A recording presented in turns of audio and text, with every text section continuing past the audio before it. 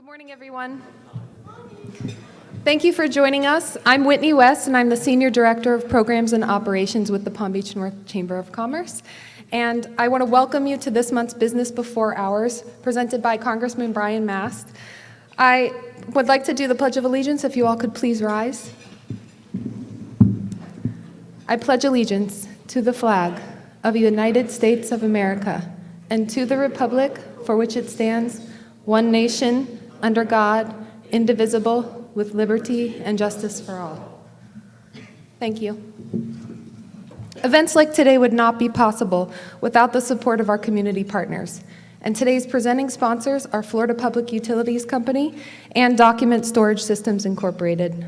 Florida Public Utilities provides natural gas, propane, and electric service to homes and businesses throughout Florida. FPU is committed to helping you conserve energy, save money, and enjoy the highest level of comfort. Please welcome to the stage the AVP of Regulatory and Governmental Affairs for the Florida jurisdiction of Chesapeake Utilities Corporation, Mike Castle.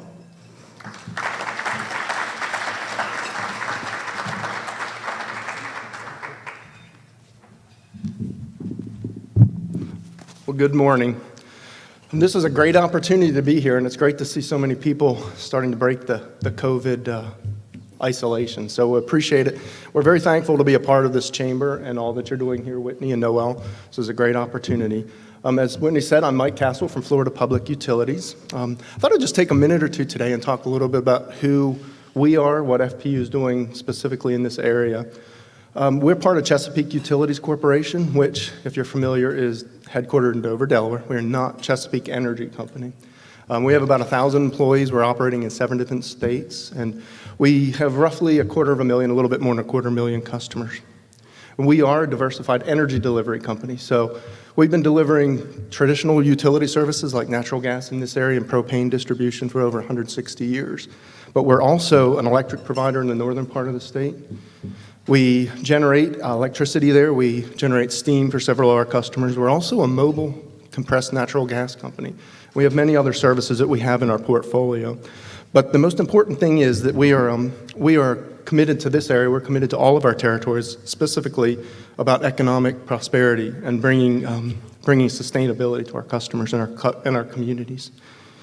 We've been and we're going to continue to be part of the energy solution. We're helping our customers and these communities reduce their carbon footprints by the delivery of both traditional and non-traditional energy.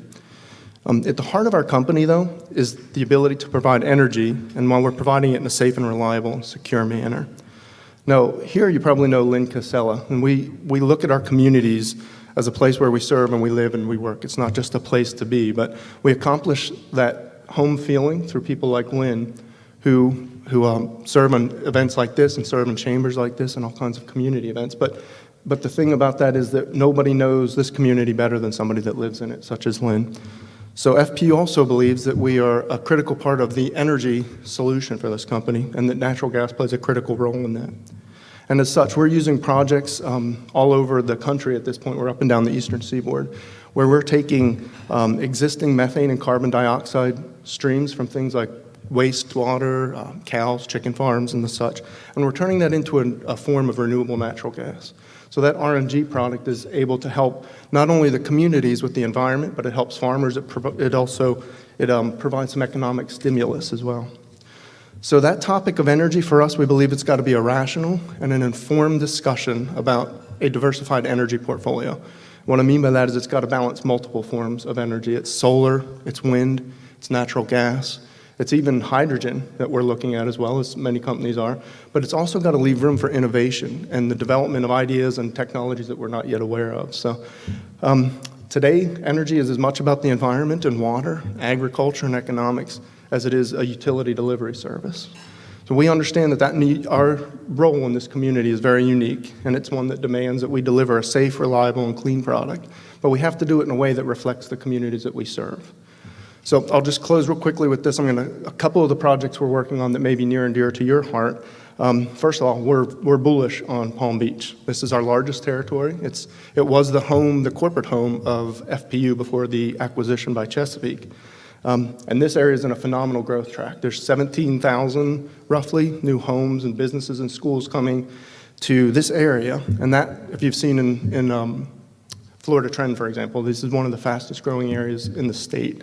So we're excited to be a part of that. Right here in Palm Beach Gardens, we have 1,700 new homes roughly coming in as a part of the Arden development. And these developments such as Avenir, and then Arden, Westlake, Indiantown, Groves, these are all communities that we're helping to participate in. And we're happy that we're able to work with the developers and the county to get natural gas and provide that affordable, clean opportunity for these customers. So that's just a quick sample of who we are, and I appreciate it, and we'll be here if you have any questions. Thanks.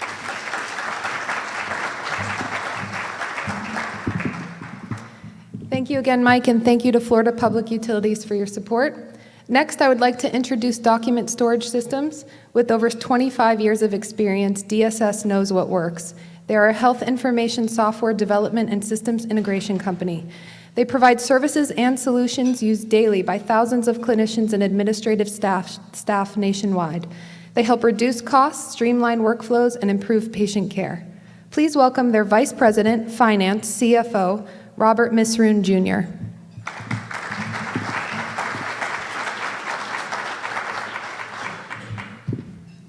Thank you, Whitney. It's really a pleasure to be back in person with a lot of friends, a lot of familiar faces, and try to get back to some semblance of normality in our lives, and this is part of it. The chamber is an important thing for us. As Whitney said, we are a healthcare IT firm. We're a little bit unique in the chamber in that we have very little local business. West Palm VA is our primary customer in Palm Beach County, but we are in every VA in every state in the country, in every clinic. That's our principal business, is actually with the Department of Veterans Affairs.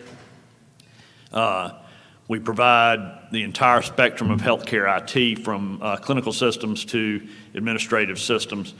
And one of the things about DSS, and when I do the new employee orientation, is it's not just a paycheck job for us. There's a mission behind this. Serving our nation and veterans. It's a special privilege to be here this morning with Congressman Mast, one of our nation's heroes, and a fine representative for veteran causes as well. So most of our outreach, when we get to outreach, is around veteran-related causes. As our people are coming home and looking for services, that's part of what we provide on an outreach basis. But our primary business is in healthcare IT. That being said, we are making a significant investment, a significant push to move out of the federal healthcare sector and into private and state-related healthcare as well. We've got about 250 people that are devoted to that effort right now. Out of our total, we're just short of 700 people. When we moved to Palm Beach County in 1996, we had 3 people. Today we're at 700 employees and contractors working in our business, so we've seen a significant growth. So while we don't have a lot of local business, we have a large local presence. About half of our employees are in Palm Beach County in southeast Florida. So having an involvement with the chamber and the local business community is important to us. We feel like that community engagement is important, and the chamber is an important outlet for us in that outreach. Because otherwise, like I said, our business is not here, so we would otherwise be insulated if we weren't involved with something like the chamber and the community involvement. So we would like to welcome you all and thank you. And again, we're especially happy to be here with Congressman Mast. I think he is a fine representative for Palm Beach County and our interest here, both veterans' interest and water interest and those things, commerce interest. I know that's one of his primary deals, and so those things are all important to us as well, and we're happy to be here. Thank you.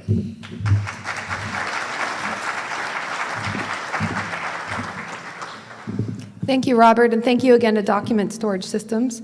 Next, we'd like to thank our corporate sponsors, Florida Power and Light, the Palm Beach Post, Intelligent Office, and the Palm Beach Kennel Club.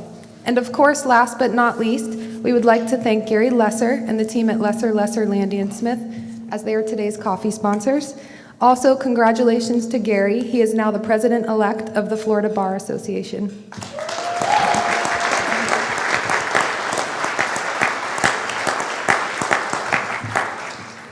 Now it is my pleasure to welcome our CEO and President, Noel Martinez, to the stage.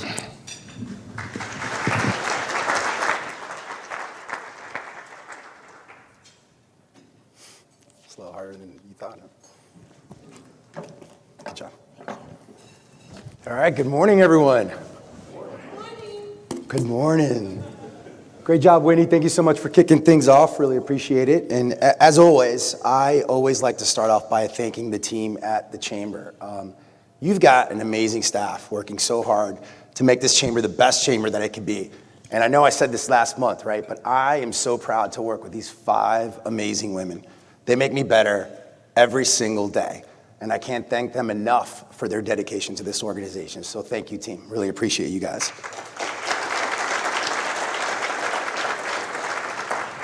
So we have a few elected officials here today, so I want to make sure to give them an opportunity to say hello. So if you are an elected official, please stand and simply state your name and position in office. We don't have all day, guys, so let's keep that nice and short. We're going to start with Commissioner Maria Marino. Commissioner Maria Marino, District 1, right here. This is your district. Chelsea Mark.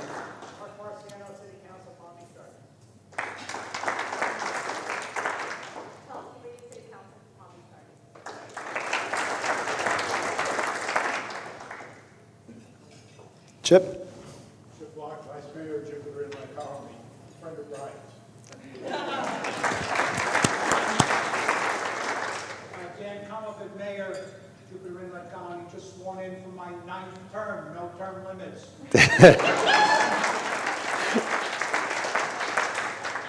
Brendan. I'm the mayor of the village of Tequesta for the next about 14 days. I'm retiring after 10 years.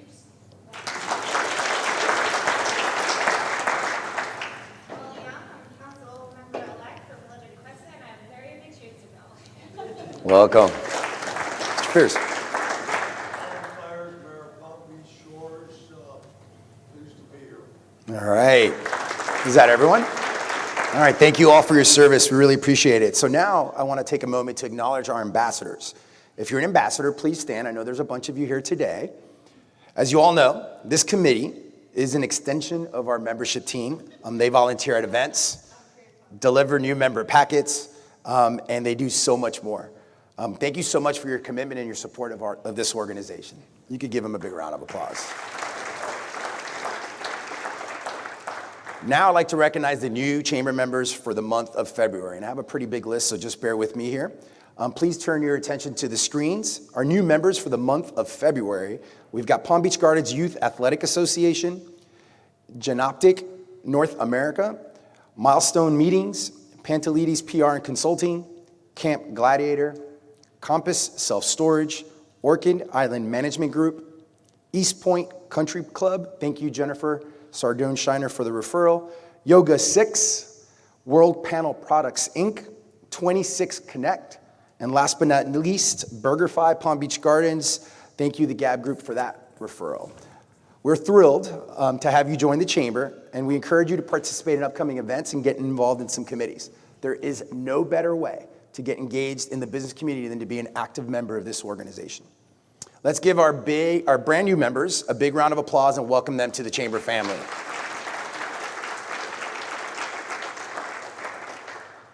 I'd also like to acknowledge our members who have reached a special anniversary with the Chamber during the month of February. Please turn your attention to the screens as we celebrate. We have 2 members celebrating 25 and 30-year anniversaries. Congratulations to Jonathan's Landing Golf Club for 25 years with us, and of course, Philip E. Bayless, attorney at law, for celebrating 30 years.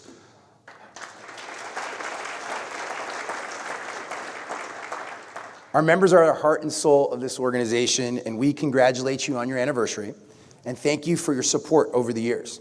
We hope you enjoy your gift, which should have already been picked up at Nothing But Cakes, which, what a gift, right? So if you haven't received your gift, reach out to Brittany Cartwright, our Director of Membership Development, and she'll get you all set up. She's back there in the corner. So let's go ahead and get into this program. I am thrilled to introduce a great program to you all this morning, and it's such an honor to introduce you to today's keynote speaker, Congressman Brian Mast, from District 18. Congressman Brian Mast, in his second term representing the 18th Congressional District of Florida.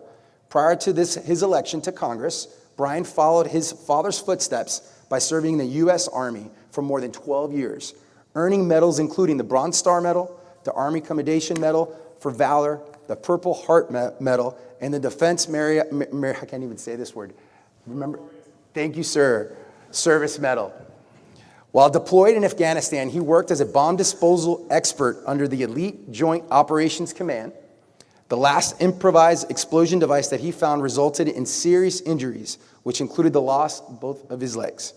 In Congress, Brian strives to serve as he did on the battlefield, without regard for personal gain or personal sacrifice. He's a member of two committees, the Transportation and Infrastructure Committee, where his priorities include fixing the pressing water quality issues stemming from Lake Okeechobee. I know we have a lot of people interested in that issue. And also he serves on the Foreign Affairs Committee, where he uses his military expertise to help strengthen the safety and security of the United States. Brian lives in Palm City with his wife Brianna and 4 children. Wait till you hear these names. They're as American as could be. Magnum, Maverick, Major, and Madeline. Some awesome names. Please join me in welcoming Congressman Brian Mast.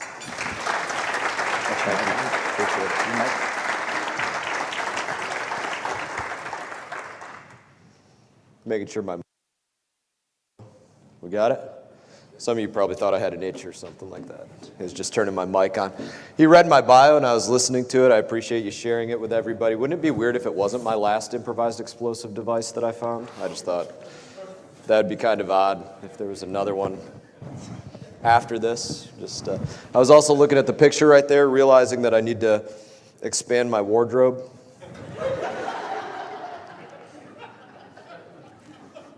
It's actually not the same tie.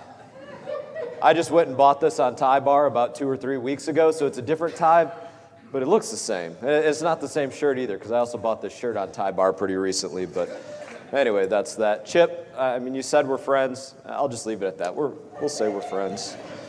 Gary, congratulations. Awesome. Well done.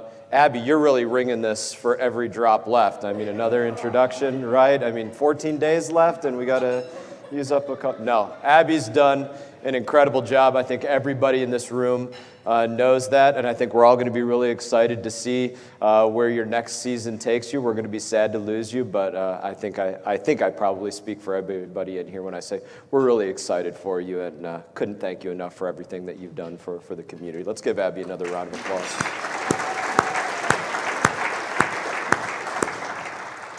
So in that, there's a number of things that I want to talk about. I think we're going to talk about some serious things. We'll probably laugh about a few things, and hopefully we end up coming away with some pride about a number of things. But I want to start with a question for everybody in here. How many of you have investments? Your taxes are going to go up. I don't say that as hyperbole. I say that as seriousness. How many of you put people to work? Your taxes are going to go up. I don't say that as hyperbole. I say that because that is the serious direction that Washington is going as we speak right now. I'm not going to ask you all to raise your hands to say if you think you're a high income earner, but I would just say this as food for thought. As you think about the averages for where they're looking to raise taxes on individuals on what is called, quote, a high income earner, and where Floridians fall in the mix, because Floridians are at a higher average threshold income than people that come from us from a number of other states. So if you wanted to figure out if you're in that top 1%, when they talk about raising taxes on the top 1%, you reach that threshold if your family makes somewhere around $420,000 a year. So you think about your friends and neighbors and decide whether they're in the top 1%, and that means they're going to be targeted. I don't know if top high-income earners means just the top 1% when they're talking about raising taxes. Maybe it means the top 5%. So if you're in the top 5%, you're probably somewhere around $200,000 a year as a family. That touches a lot more of our families when we think about who's going to be targeted for raising taxes. Maybe it means the top 10%. If you're in the top 10% as a family, you're probably somewhere around $150,000 a year as a family. You're going to be targeted for higher taxes as we move forward. These are serious things to think about, the directions that are going on right now, how they affect the corporate tax, the business tax. Those of us that just want to send our kids to school, save some money for their college, pay our mortgage, pay our rent, pay our automobile bills, things like that. And we want to think about how much of it that we get to keep in our pocket and how much is going to go to Washington, how much is going to go to Tallahassee, how much is going to go into the city, the county, and other places. These are very big conversations that are being had right now. And when you look at the numbers of the dollars of things that are being spent, it should be concerning to all of you. Now, these are hyperbolic issues that we're dealing with right now, that no doubt we have people on numerous sides of these issues. But when you look at what's going on with COVID spending, and you see cities like San Francisco getting $600 million, which is probably more than what the entire state of Florida is going to get, that is a serious issue that we need to look at as we look at those COVID response bills and what's going on with them in the United States of America. Or just a city like New York City getting really more than what the entire state of New York is going to get, which is going to be more than what the state of Florida is going to get in totality. When you think about all of the people that we have moving down from cities like New York, and you ask yourself this question: when there's COVID relief funding that goes out there, why do they put into those bills that if you have relief dollars that go to your state, you cannot lower your taxes? There's a reason for that. Because it is despised by states like New York, states like California and others, that you have lower taxes in the state of Florida. And they don't want to see good management in the state of Florida combined with the assistance coming in from Washington, D.C., resulting in lower taxes in the state of Florida, which is going to result in more businesses, more individuals, more families, more corporations relocating into our incredible state because of the great management that we've had here. Those are the serious things that are going on in Washington, the serious conversations that are happening right now as we speak. When you want to talk about where some of your dollars are going, and some people point at events like this where we get together, some of us have masks on, some of us don't, some of us were gathering for conversation and fellowship outside, or you look at rallies that occurred earlier in the year, or you look at going to sporting events or things like that. Sometimes you get thrown under the bus and people say, oh, those are super spreader events. That's going to spread coronavirus all over. And there's risks that exist all over. But there are real super spreader events that are absolutely going on in our country as we speak. And I don't say this just to stir the pot in some kind of way. I say this because it's serious. What's going on our southern border right now is the definition of a super spreading event. Because let me give you the pathway of what's happening right here. Individuals are crossing our border illegally in Arizona and Texas and places like that. Now, if you were to fly into the United States of America from, say, Mexico City, you would have to get a COVID test several days before flying in, or you would have to confirm that you have recovered from COVID before flying in. You don't need to get that if you cross our southern border illegally. Instead, you will cross our border illegally. You will get some health care that as soon as you walk across our border.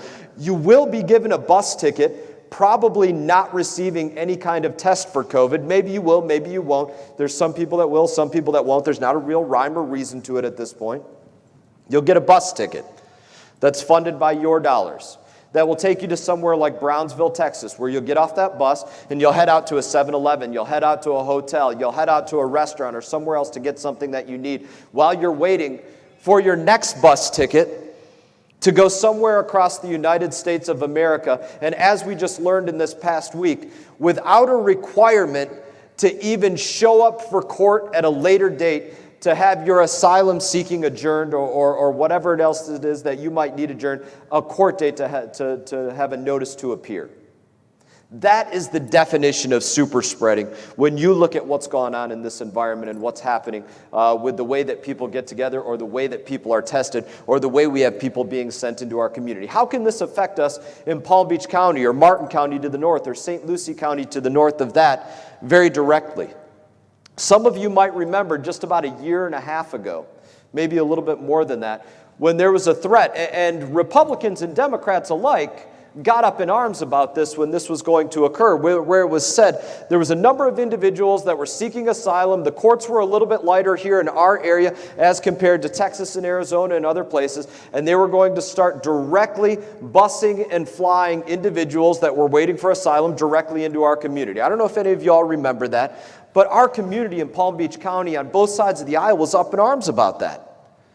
When you see 100,000 people on our southern border in the month of February, which is about a 173% increase from February of last year, you need to ask yourself, where are those individuals going to go to be adjudicated through the courts, if in fact they are adjudicated through the courts because they're not being given those notices to appear, and where they're going to be sent in order to do that? Is Palm Beach County going to be put back on the map in order for that to occur? Those are real questions that are going on right now that you all need to be aware of and you all need to be voicing up about if that's something that you don't want to happen.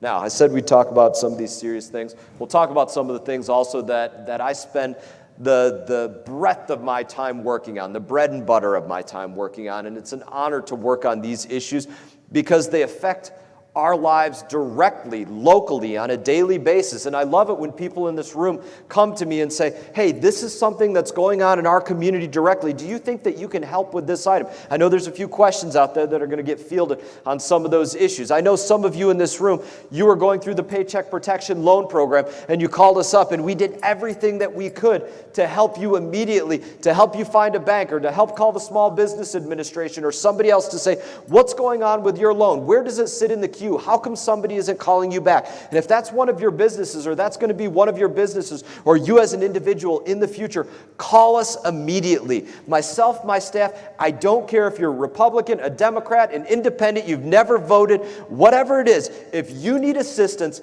let us know. I feel like I sound like an A-team ad right now. If you need help, if nobody else can find you, and if you can find us, maybe you can hire, right?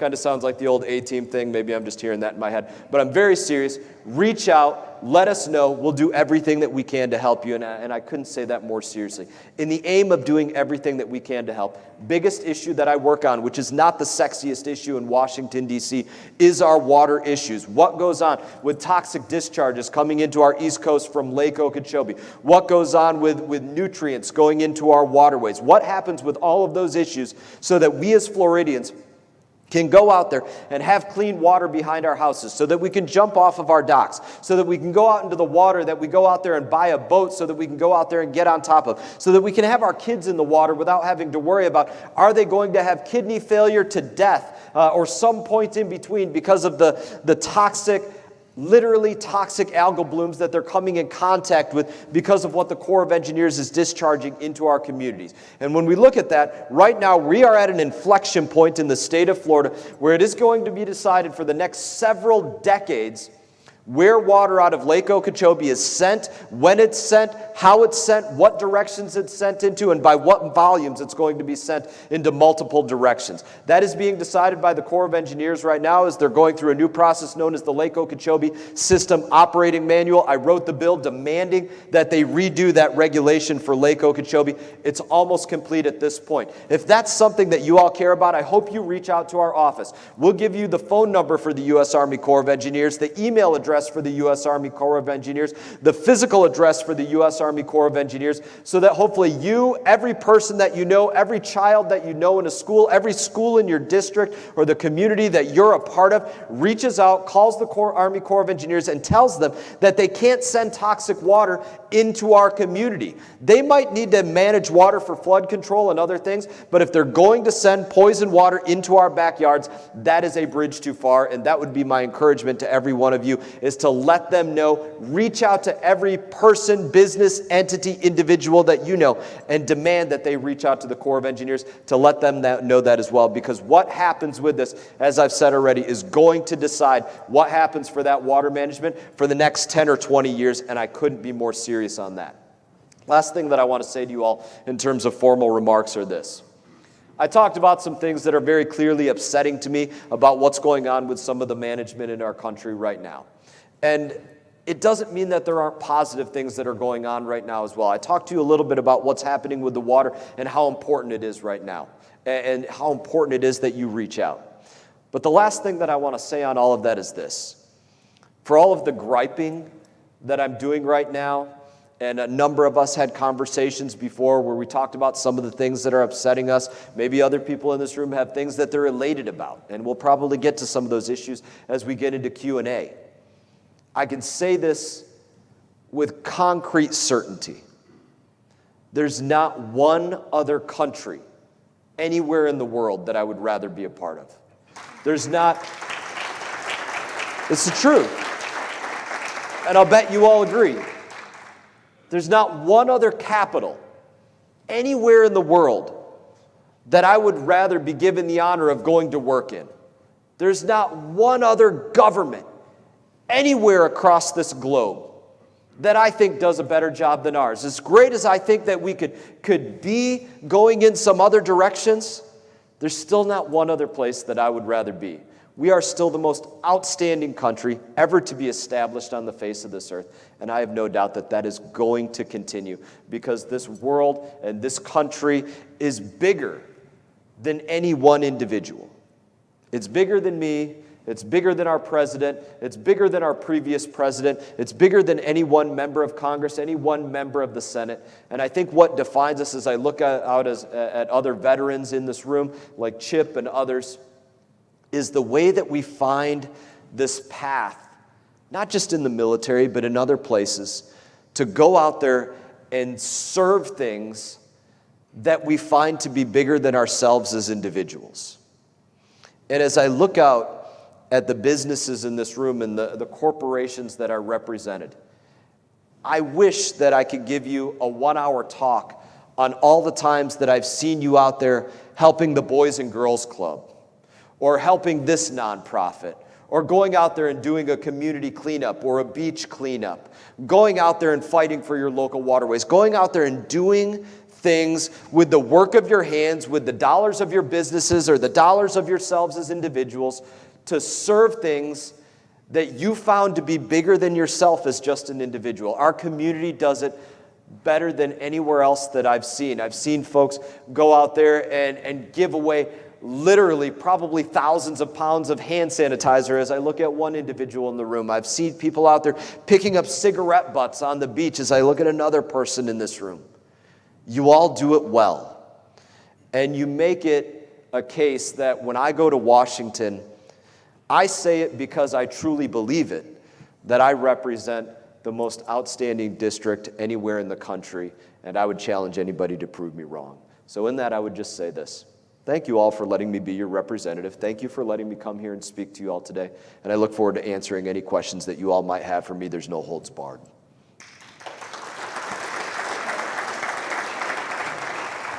All right, so I think my mic is on. I keep seeing this thing here. I feel like I'm talking into a mic, but there's no mic here. It's on my lapel, so I got to get it down there. Yeah, we got to do something about that. So if you have a question, we have a microphone. Let me kind of stand away from the microphone so it doesn't go crazy here. But just please come up, state who you are, just so the congressman knows who he's speaking to.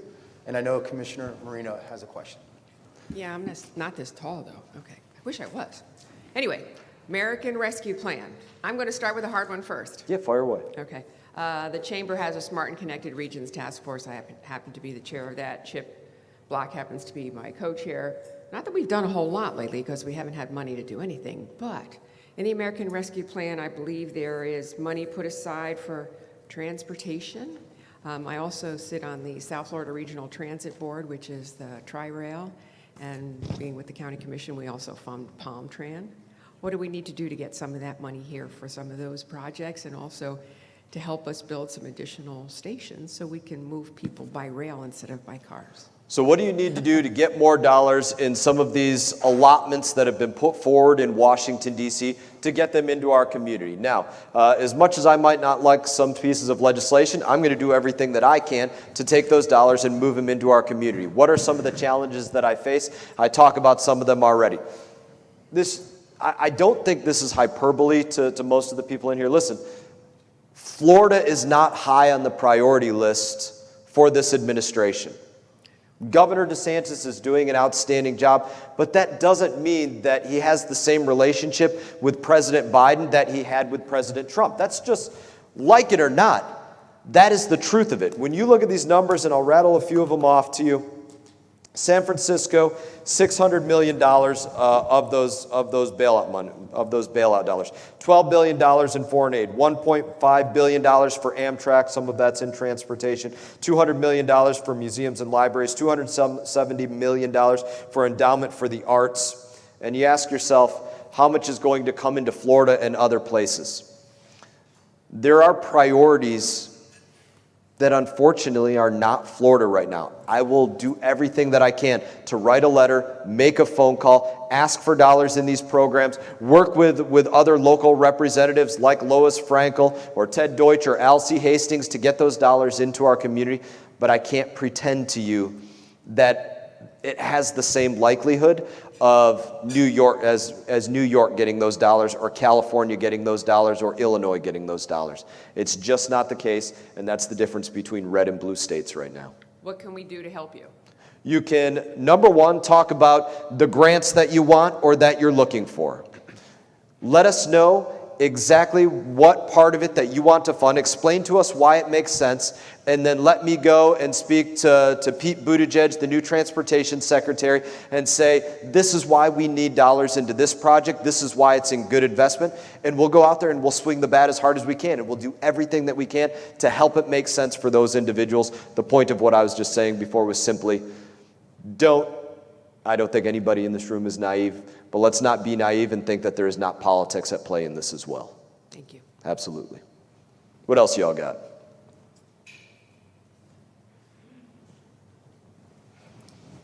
Good morning, Congressman. Mark Marciano, City of Palm Beach Gardens. Welcome back to our city. It's always nice to have you Good here. morning. I know of all the stuff that's going on in Washington, D.C., there's a lot of things, and we all know that politics is local. So some of the things that Maria is talking about is very true. We talk about trying to improve our infrastructure for transportation.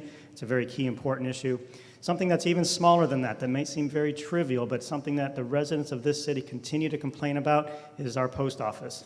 Not necessarily how the post office works, but just the way it looks. Since 2003, the City of Palm Beach Gardens has asked our congressman, you twice, your predecessors many times, about finding a way for the city just to take over the maintenance of the outside of that property. Again, I know it sounds trivial, but if you talk to any of our council members, current and past, and probably future, they're going to tell you the same thing. How come this piece of property looks like it looks, and how come we can't do something to make it better? Is there something that we can do to help you to get through? I know there's a union issue, there's some legalities that has to be worked out. I'm not an attorney, but let us know how we can help you get that done for us. Yeah, listen, and I'm familiar with the letter carriers unions and those that exist out there. I'm familiar with some of these issues as you speak about them. Let's do this. You want to take over that cleanup effort of the post office? Let's pick a date.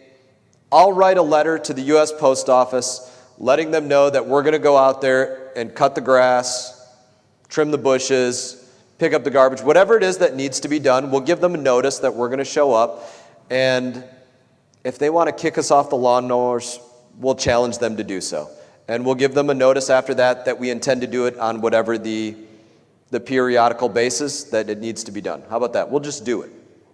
Does that sound fair? You'll show up, I'll show up, we'll get it done. If they're going to yell at the individuals that are trained to operate the mowers, not that I can't operate a mower, I can operate a mower, don't report that to the news or something like that. I can operate a mower. But if they're going to say anything, we'll just get on it and we'll do it. Fair enough? Pick a date, get with Steven, my staff right there, who is the gentleman with a beard and no tie with his back to you, playing with his water cap, and we'll get that figured out. What's up, Chip? Brian, I got some ties that I'm not using these days. If you Yours might be too long for me. First of all, thanks for your work on veterans' rights, which is something that's near and dear to both of our hearts. Water. You have done a terrific job on water issues. We are, in Palm Beach County, deeply concerned about the algal blooms coming to the Lake Worth Lagoon through the C-51, the 44, and then the C-51. I know about your concern, and we're all concerned about the eastern outflows and the implications of that and the hazards that it poses to health.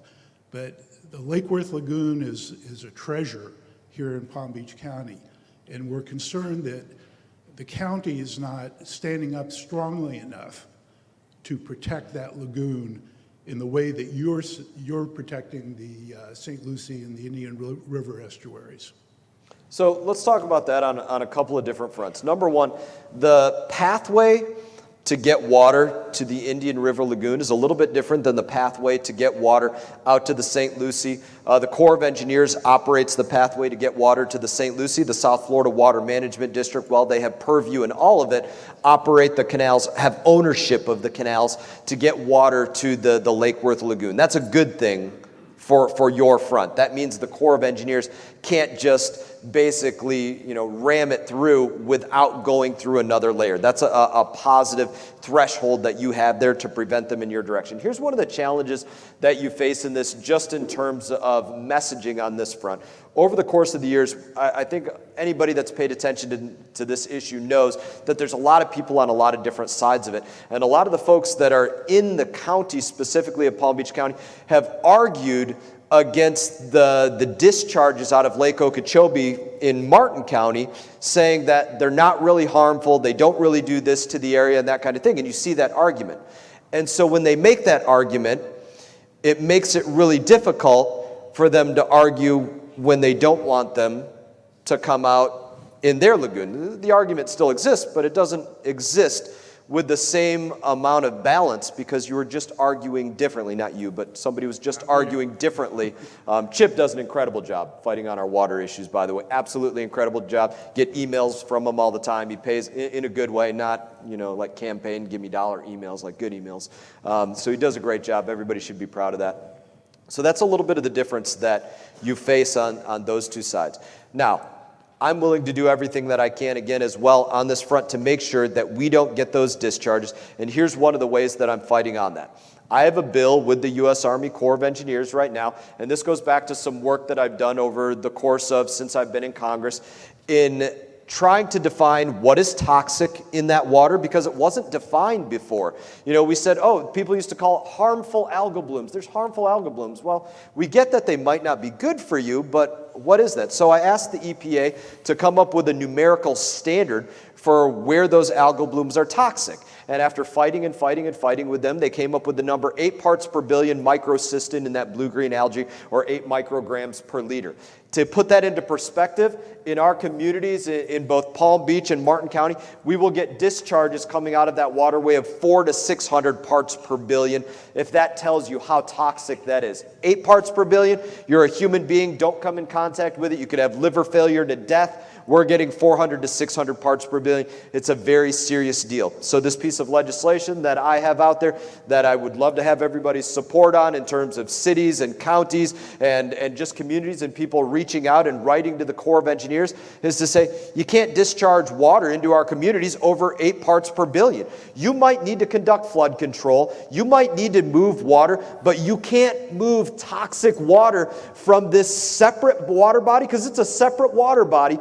Open up some gates and move it into our backyard. You can't do that. That's a bridge too far. You need to find another way to do this, and that's the point of that. That's the way that we're working on it. So, you do know that they're arguing, I think, very erroneously, that the water that's coming out now is not filled with HABs, harmful algae blooms, neglecting to mention that when it gets hot, and that water sits in the estuaries or the lagoon, that the algae will bloom there. So to this point, there are discharges going on right now. I'm actually not hugely critical of the discharges that are going on right now. I never want to see discharges coming into our community, but Chip pointed to the fact of temperature. Temperature in our state matters. We all know that as every month and day that we get closer to June, July, August, September, the temperatures also go up, which is what creates in those freshwater. These are freshwater algal blooms. That's part of what perpetuates that cycle of those nutrients feeding on or those algal blooms feeding on those nutrients and spreading across our waterways. The temperature, the nutrients, the fresh water, all mixing together and creating that perfect storm of a situation. Right now, the temperatures are cooler. Right now, you don't have Lake Okeechobee 90% covered in toxic algal blooms, already blue-green algae on top of it, growing and feeding on nutrients. And right now, Lake Okeechobee is sitting at about 15 feet, which is extremely high for that lake to be sitting, moving into summertime, moving into hurricane season. So in my opinion, they need to do what they can to get water out of that system right now. Otherwise, our communities are going to get smashed like what we did back in 2016. If it gets hot, which it will, and we see a couple of storms coming across the Atlantic where they decide that Herbert Hoover Dike is at risk and they need to start discharging, instead of 500 cubic feet per second of water, 5,000 cubic feet per second of water, we are going to get absolutely hammered if they don't get some of that water out of the system. And so, as I said, it's better right now before it's laden with those toxic algal blooms already. That's a big threat that we face this summer. Everybody should be aware of that going into this summer. We got some ideas for how we're going to fight that. All right. What you got? Hello, Congressman Mast. My name is Brennan Rodriguez. Good morning. I'm a student at the Palm Beach State College here, and also the president for the campus of the Gardens location. And I just wanted to take these few minutes or few moments to just ask you something that, as an aspiring computer engineer, is near and dear to my heart, and that is, for our nation, for our state, how would you describe the future, the next 10, 20 years of utilizing technology that's emerging to solve some of the big problems that are going on? And there's so many big problems that are going on, but just as a general perspective, what would you say is where a student like myself should focus their attention and efforts? So what, make sure you talk to DSS when you get done with this, because they might want to, obviously you've been working hard, president over there, they might want to, recruit you in there and see what work you guys can collaborate on together. Look, let's not pretend that the federal government is always at the forefront of integrating the most up-to-date whatever system it is that they can. It's just not simply always the case. So whether you're talking about integrating blockchain technology into our election security or somewhere else or into voting or you name it or other ideas that you have, I can't sit here and pretend to you that all of the 434 other people that I work with in Washington, D.C. could have a high-level conversation with you on the future of technology, what's going on with AI, what's going on with blockchain, cryptocurrencies, you name it, 1,000 different places, and where different parts of this can be integrated into government. It's not happening on the level that it should. It's not happening on the level that it could. In my opinion, to move us into the future in the right way. What are some older conversations that we're having right now? We're looking at a large infrastructure bill probably moving through. We really didn't talk about this extensively at this point, but probably moving through. And one of the biggest pieces of conversation in that is something as simple as rural broadband. So that's a good thing. It's important. We see applause for it. But you think about how old of a technology that we're talking about right now in a $2 trillion infrastructure bill for the future. We're talking about something that's existed in so many places for so long and just now getting it to be in a reliable way for those that haven't had it in a reliable way. So I think talking about rural broadband is something that can kind of put it into perspective about where the federal government is at on a lot of these issues. They're doing something that's important, but it doesn't mean that it's on the cutting edge. Thank you. You're welcome. Make sure you talk to DSS. Oh, thanks. I'll take it. Doc? Rick? How are you doing? Good, yeah. You probably remember me because you came to my pharmacy a couple years ago and spent about an hour there. You mix it up. Yeah, you were, yeah, we mix it up, exactly. Yeah, I appreciate you coming to the pharmacy to visit. My questions, I'd just like to hear your comments on a national problem that happened, like something that I too love this country very much. And I was very alarmed at the events of January 6th when the mob stormed the Capitol and 5 people died. One of them, Brian Sicknick, killed with a fire extinguisher. Many of these brave Capitol police officers were shot with bear spray and all kinds of stuff like that. Our democracy is known for a peaceful transfer of power. This last time, there was no peaceful transfer of power. And I'd just like to hear your comments on that. I was very upset by what I saw those days. I mean, let's start with that. Everybody should be upset about what they saw on January 6th. I was there. I was actually in the Capitol with two of my kids, Magnum and Maverick, that day. And when you look at that, there's a couple of things that I would ask that people take away. One, be disgusted with what happened, with literally our democratic process being interrupted by mob rule in the middle of the democratic process taking place. Sometimes in the democratic process, your side wins the day and sometimes you don't. But it's still the foundation of what it is that we take pride on in this country. And I think January 6th is going to be remembered for the attacks that happened on the Capitol. What I wish that it was remembered for is this. We had attacks on our Capitol, I don't remember the exact hour of the day, which interrupted the democratic process quite literally as it was going on. And within a matter of 8 to 10 hours, maybe 10 to 12 hours, the democratic process resumed. After, as you said, people were killed within our Capitol building. I think it's something that speaks to the resiliency of our democracy and how important it is to us, but I don't think for any minute we should shy away from condemning what occurred that day. Let's back up and talk about some of the other things that happened on that day. There were votes going on to certify the electors of each state moving forward. It's a required vote. It's something that I did 4 years previously. There were people that objected at that time to certifying some of the electors from various states. This was a required vote to happen again. I voted not to certify electors from several states. Now you might ask, why did I do that? What is my opinion? And should I have done that after the attacks on the Capitol?